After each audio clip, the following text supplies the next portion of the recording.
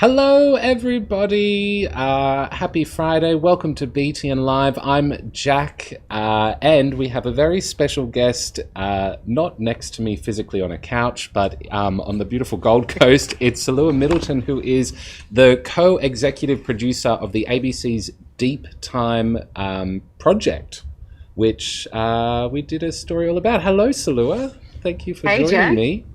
Thank you. I've always wanted to be on BTN all these years of a long time ago watching it on the screen. So I'm really pleased to be here with everybody. Well, all you had to do was spend 5 years putting together a beautiful website and educational resource to get on BTN Live. So well done. Thank you. But we should say well done because, was I right? It was 5 years in the making?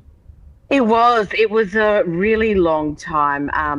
5 years. We had started out with an idea, and as we spoke to more and more people, the project evolved and grew and changed. And it required a lot of research and talking to different people, and then thinking about how we might create something that we want all people, young and old, and particularly, students to interact with this. And so that took a lot of experimentation and design and development and workshops and brainstorming to come up with what we have today. Yes. And if we think about it, 5 years in the grand scheme of it isn't that long, really, if we're No, thinking deep time. if we're thinking deep time, yes, which in this case is like, yeah, 65,000 years is the stories that we're talking. Yes, so, and of course, I want to. What we are talking about is Deep Time. It was launched by the ABC last week. Was that correct? Yes. And as I mentioned, Sulu is a creator of it. So please send in questions if you haven't already about it. You've got the expert right here, so you can. If you've got like, hey, I'm stuck on this page. I don't know, Yes. or I really want to know stories about this area. Salua is the one to ask. But even if you want to know how it was created, why it was created, send in your questions. But let's start just by talking about what it is. I mean, we've sort of touched on it. You may have come across Deep Time, but what actually is the project? Yeah. So the project is an online site that we've built within the ABC News site, and it is a collection of stories from around the country, about 130 stories from Aboriginal and Torres Strait Islander people around the country about their knowledge about our ancient and epic history that goes up to 65,000 years. And I just touched on before that, we were really thinking about how we might build and create this thing. And what we did is we decided that there were four ways that maybe people want to explore this project and these individual stories from our 130 knowledge holders from around the country. And so we created four different journeys that people can go on. And one is reading a story, and we pull out a few of those individual stories from the project. The other one is you can go to a map place and have a look at that and zoom into areas that you're interested in. Or there is the topics menu, which we created specifically for students and education in mind. And that's around finding a topic that you're interested in, or maybe you're working on a project at school and you can go to that to that topic. And then the other one is a timeline. And so that's going through a bit of a timeline, similar to what you did on your story the other day, of marking out what's happened that we can put on a timeline. Not everything fits on a timeline, of course, in this project, but there are a lot of things that do. And then we also talk about some of the scientific stuff and what might have been happening around the country there. And so, yeah, so we built this site for all Australians and anyone actually that is interested in the history of deep time in this country here of Aboriginal and Torres Strait Islander people. So, Yeah. yeah, it's a big project. It is a big project, and I remember when I first looked at it, there's a sort of a spiral of dots that show represent the time, and it sort of starts at the present, and it does what I essentially did on the beach in the story. But I remember seeing that for the first time and just thinking like, yeah, wow, it really was a very long time ago. And when we think of like, a lot of schools will teach ancient history, and they'll talk about ancient Egypt or Greece and those places, but that's not even ancient compared to what was going on here. Like, if you think about it, really, wasn't it? Yeah, that's right. And that spiral is a really good example because, a lot of people can't understand or fathom or think about what 65,000 years looks like and how ancient that history is. And that example you gave from the project of that spiral starts off with one dot, and that dot represents about 250 years, the time of, colonization here, when, and that's a year or a time period that many of us are familiar with and can understand. And then as you start to fill it out, yes, you can see those other ancient civilizations are only on the first curve of the wheel. But then you realise as you spiral around and around and around that Aboriginal people have been living alongside Mega-fauna, lived through rising seas and ice age, lived along, with volcanoes. And yeah, so all of these big changes to the continent here, Aboriginal people have been living through. And yeah, you just think, wow. And I think it's let me think. I think it's around, just better check. I'm going to go to the website and check that spiral. But I think it works out to be around, how many generations? Did I write it? Did we write it in here? I think we did somewhere. But it's 2,300 generations. So think of your mum and dad and then your grandparents, but maybe 2,300 more of that next level. Yeah. It's a lot of generations. That's a lot of generations. If you think of that in terms of people, that's like entire towns and suburbs. That's everyone you'd know. We've got a question from Henry from Marybeck Primary School. And Henry asked, what would life have been like back then? Because it would have been very different to what how we live today, not just because obviously we have a whole heap of buildings and technology and colonization, what that's brought, but just the environment as well. Like, that's also thinking about that. Australia looked quite different back then, or went through some quite extreme different conditions, didn't it?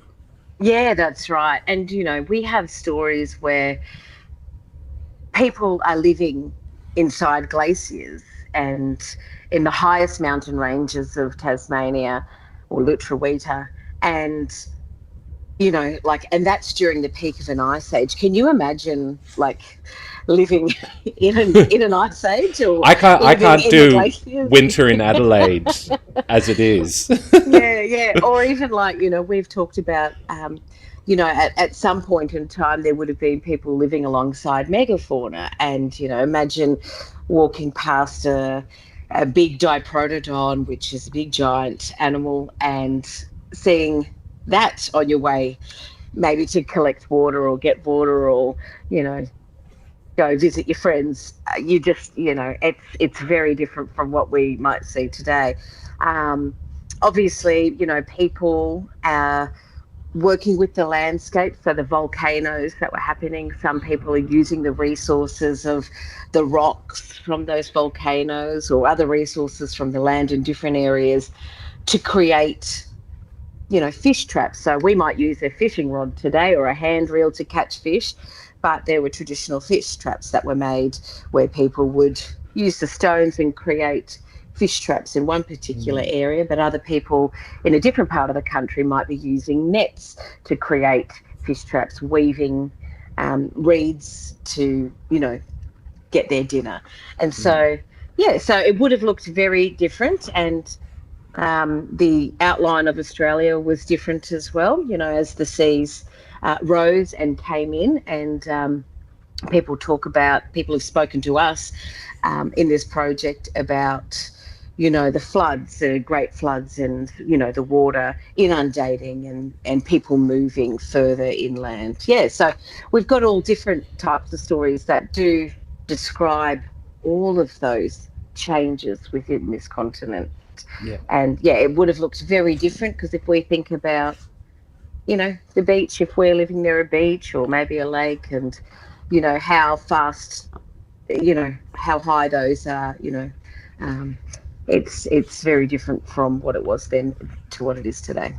And like what the website does really well is it puts those stories sort of in context with I guess scientific knowledge that we have. I think is it Bujbim, the Gunditj Mara creation story is a really great example, and it was included. I put it in the story that you all would have watched, but there's an extended one where you can learn a bit more. But it's there was a volcanic eruption that had happened, but there's also stories from the Gunditj Mara people talking about that volcanic eruption, and I guess sort of what it meant for them. And so you can look at those two bits of information and then set that timestamp it essentially. Is that sort of, was that a similar process for other stories around the country or other historical events that were going on?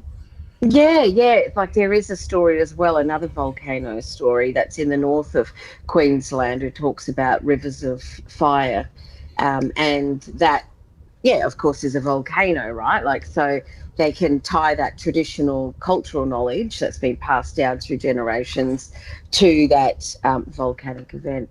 And I should also add too to the previous question from Henry, was that I didn't. If you could also walk from the top of, there was a period where the land was connected to Papua New Guinea all the way down to Tasmania. So if you loved walking, you could actually walk from one end of the country or from the top of the continent all the way down to Tasmania. A long walk, but yes. But you could do it. You would have been able to do that. Yes. And I also, another way to think of that as well is the Tasmanian tiger used to be found right across the country and actually up in Papua New Guinea as well. So, and then by the time the last Tasmanian tiger was around, it was only in Tasmania, which is why it got that name. But they once existed, and there are stories of Tasmanian tigers all over the country as well. There is, yep. I wanted to just shout out to Eloise from Echunga Primary School. Thanks for tuning in, Echunga. They tune in, they're regulars, Salua. And Eloise just asked, "What is a megafauna?" So they were mammals that lived about tens of thousands of years ago, and they were basically giant mammals. You can think of them, I guess, similar to what some animals we've got today. So Diprotodon, similar to a wombat, but there were a whole heap giant crocodile-sized goannas I've heard about. Giant emus, is that a thing? Yeah, we had, and actually we've got a few stories, and I can tell you exactly what they are, because I want to get those scientific names right for people. So the Diprotodon, that was the largest marsupial that ever lived. So, and then we've got the Varanus priscus. I'm probably saying that wrong, but that's a giant lizard that eats meat. There is also a giant short-faced kangaroo that can pick leaves off tall trees. The giant crocs you were talking about, don't want to come across any of those. They were freshwater and land dwelling. So, you could be on the land as well, and that might be a scary sight. And then there's the Genyornis newtoni. So that's the giant flightless bird that was much larger than a emu. And megafauna is a giant animal, and so we still have megafauna today. Things like giraffes, that's big giant animals. But and there are would an elephant, I imagine? I imagine an elephant. Yeah, it's got to be. They're pretty giant, right? And then, they had a marsupial lion as well, and so there's all these stories. Yes. Which I believe the marsupial lion was. Some people think that's possibly where the drop bear stories came from because they used to live in trees. I feel like True. this is another BTN story I've done coming through, but that and they would sometimes fall out onto their prey. So Yeah. Nah, it's don't very want to all come very across that. fascinating. Don't want to come across any of them, to be honest. It'd be fascinating to see them, but I keep away from them. Um, I'm gonna Juniper also from Achunga. Juniper asked, "How long did it take to make the Deep Time website?" Which we answered at the start, but it was 5 years. So Yes, 5 years. there. So start of COVID, if we think of that. Yeah, that's right. And we started with a list of stories that we were exploring and then it spoke to all those knowledge holders, reached out to people and tried to find more stories to have in the project.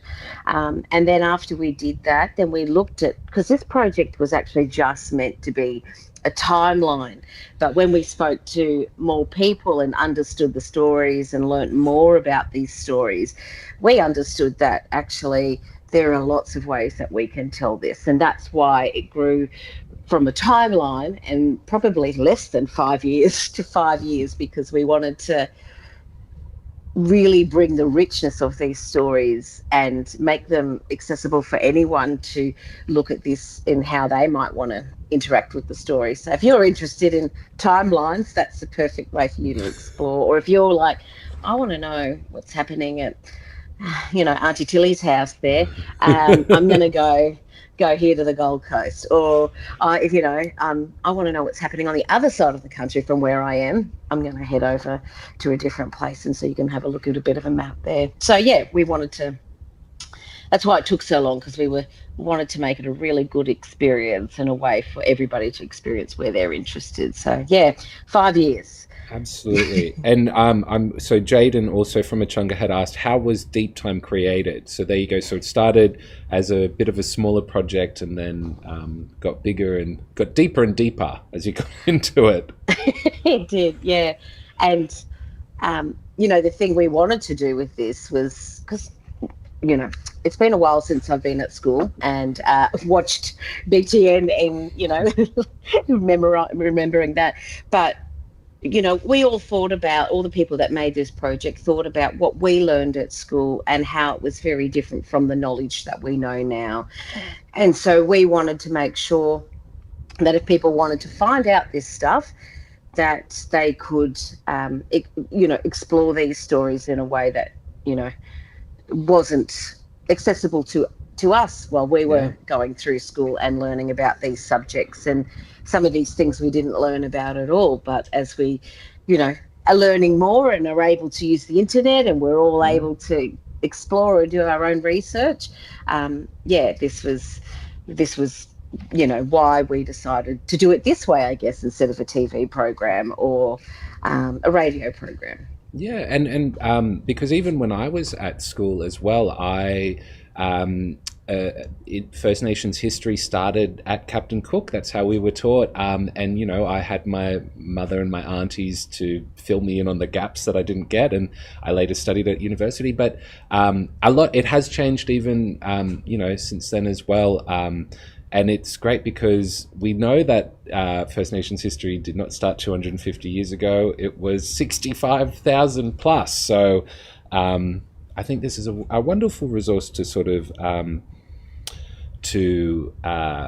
to be able to explore that and explain it better, and for teachers and students to get a better understanding. I think the idea of being able to look at where you live and see what was happening there, what stories are around, maybe there are sites that you can that are accessible for you to go and visit even, which is really cool. Is there a plan to continue to add stories as if more people want to get involved and they want to share stories? Is that part of the project as well? Yeah, so we have 130 stories right now, but we can definitely see that number potentially changing, because there might have been communities that we didn't get an opportunity to speak with, or somebody from one of those communities might be like, hey, I want to add my story. And so, yeah, so if their knowledge holders are interested in, submitting their story to the project, they can definitely do that. So there'll be a window where that's open for this, and that can be found on the website through the About page if there is any knowledge holders who do want to share, or if, Uncle, who is a knowledge holder, you go, Uncle, have you seen the sky? Contact What Salua. about our story? Yes.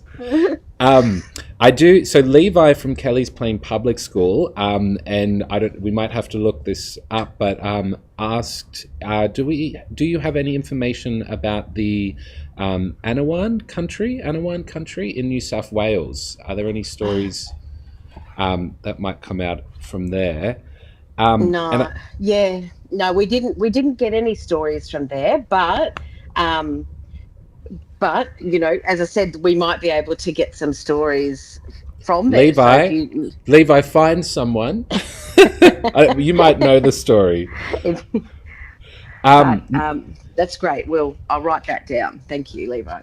Now, I don't think a question has come in for this. I could do it in a roundabout way. I'm gonna, because I want to talk about the backdrop behind you, or the background you've got, and it's featured on the website. It was made specifically for the Deep Time website, and it's a beautiful artwork by an ABC employee as well, Abby Richards. Is that correct? Yes, that's right. Yeah. So Abby is an artist as well as a reporter. So she's based in our newsroom in Perth, and she's a social media reporter there, and has also been a reporter as well. And she created this beautiful artwork. So she's a proud Gubrin Bungala and Nudju woman. Hopefully, Abby, I've said that correctly. But she's created this artwork. Really, she read all of the stories and really understood what we wanted to do with each view. So, that time, topics, place, and going on a bit of a journey. And so for each one of those, she's created an artwork that speaks to the whole overall story. And the background behind me is from the Tell Me a Story page. And this background does all types of things in that story. It lights up, and you zoom into some of the interesting things that you can see behind me as you scroll through the story. And then we talk about, so I think this one here, that section there, that we'll go into that section and explore. I think that's the emu in the sky there.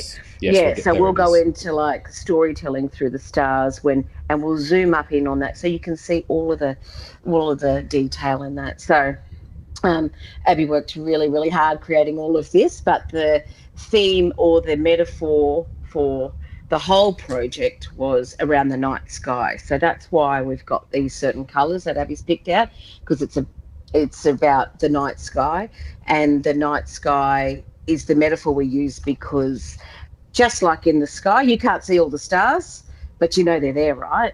It's like the stories in this country. You can't know all the stories. We won't ever know them all, but we know that they're there. And so that is the metaphor for the project, the night sky. And that's the artwork that Abby's created. And she's got her initials in one of the other views. And I could even change my background, if you wanted to show you all the different, because I've got all the. I have to say though, Tell Me a Story. Scrolling through that again was one of my favorite. Seeing the different sections highlight and appear, and here we go. We're having a bit of a preview of it now. It just sort of adds it makes you also feel like you are on that journey, and you're like, yes, you're going through a process, and you're, I guess, enriching yourself with colourful knowledge as you go along. Yeah, that's right. And as you go through the different backgrounds in that, we're talking about how the landscape might be changing as well. And so some of those colours reflect what might the country have been looking like, to go back to that earlier question. And then this is from one of our other, I don't know if I can do this on the fly here. Let's give it a go. apply. So this is another background here. I've just changed my background there. Another artwork from the project from Abby.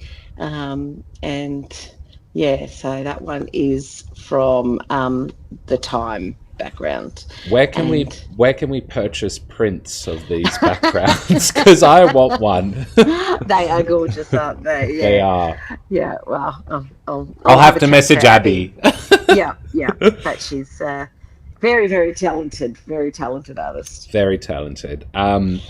I want to go. Oh, and so the question I was going to link that to was Sam, also from Achunga, who said, "What did the first people draw?" And you know, Abby is a First person, so that's what Abby drew. But I guess to also answer, there are plenty of sites around the country as well that have engravings or paintings that also are being able to date back tens of thousands of years. Yeah. And in some cases, they drew Mega-fauna, which we were talking about before, which is why we know that they also were existing around Mega-fauna, because it's in the drawings that we see. Yeah. I And we wanted have, oh, sorry, I was going to no, say, no. if you go to topics, we actually have a section called art, a topic called art. And so you can actually explore what, they might have been capturing in their drawings or in their art. And art wasn't just, painting, it was also rock engravings as well. So, yeah, there's lots of stories there about art if you go to the topics page as well to explore. And so I wanted to, I've got two questions that are kind of similar, and I thought that would be a nice way to sort of end this. One's from Jeremy from Carlingford West Public School. Jeremy asks, how can deep time affect our knowledge of First Nations Australia? And Rosie from Trinity Christian asks, how will it help us understand Aboriginal culture? So I guess, how does deep time help us get a better understanding of First Nations people here in Australia? Yeah, look, that's a really great question from both of your viewers there. So it helps us understand about our First Nations people in this country, Aboriginal and Torres Strait Islander people, that this connection to country has been around for a long time and it's ongoing. And people connect with their place, and it's important they care for country, they look after their sites, they continue that culture, and they continue to tell the story. And so the project will help you understand a bit more by sharing what some of those things are like. And what I hope is people will find their favourite story. I mean, they're all my favourites. So I've got so many favourites, about 130 of them. Um, but I would love people to have a look for their favourite story and then encourage them to explore more or find more about the knowledge in their area. What ancient stories or what First Nations stories are in your country? And, this is long before we had all the technology we have today, but it is still a type of technology that existed, building those fish traps with the rocks, catching fish with the reeds. That is a type of technology. And so, people understanding that continuous culture, actually, that it was a sophisticated culture and it was complex. And some of my favourite stories, even though I've got 130, are about how people used the night sky to navigate their way to different parts of the country, and that it would mark out how they would get from point A to point B, or maybe when it was a good time to travel in the waters, as in up in the Torres Strait, or maybe when it was a good time to collect emu eggs, with the emu in the sky story. So I hope that it makes people curious about the history of this country and how it still connects today. And I think also, and it was a sentiment that a lot of the stories that or packages for news that were created, and some of them we shared in the BTN story, but that sentiment of also being proud that we all live in this country that has the longest living culture, Yep. and we have so many stories and so much knowledge around that, and it's something that we should all be proud of. And so I think this website's done a really good job at painting that picture for everyone, so that we can look at it and go, "Hey, this is really cool." That's Yeah. how I feel, anyway. No, 100%. And that is actually what we wanted people to feel, is that they feel, proud of this history, and that it is actually really special and unique in the world, and that, this is something really great to be celebrated. And also, it doesn't matter where you are in the country, there are markers to the past all around us. I live on the Gold Coast, and there is a Bora ring on the way to, a burger joint, or there is fish traps underneath a bridge that, thousands and thousands of people drive over every single day. And, there is a Dreaming God story, which is in the project, at one of the most popular swimming spots on the Gold Coast here. So it is all around us, this deep history and this knowledge, and you can probably find the same in the place that you live as well. Absolutely. And on that, I would encourage everyone, if you haven't already, go have a look, go see what stories are there. Just have an explore. Might be a nice activity to end the school day this Friday. But we should wrap up because we're very much gone over time. It's been such a pleasure chatting with you, Salua. Thank you for joining me on BTN Live. Thank you. And thanks for all the great questions. I wish we could have got to more, but thank you so much, everyone. Yes, thank you for sending them in. You did too good of a job of answering them that we didn't get to them all. But thanks for tuning in, and have an awesome weekend. And we'll see you next week for another BTN Live. But yeah, have an awesome weekend, Salua. Thank you. See you. Bye. Bye.